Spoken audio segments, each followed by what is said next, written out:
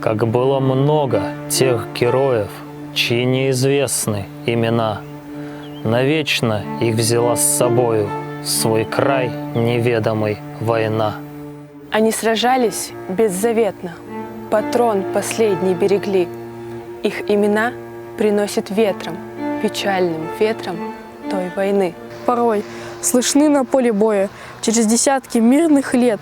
Прикрой меня, прикрою, Коля, и вспыхнет, друг, ракеты свет. А Коля в этом тихом поле лежит, не встанет никогда. Лишь горький ветер нам порою напомнит страшные года.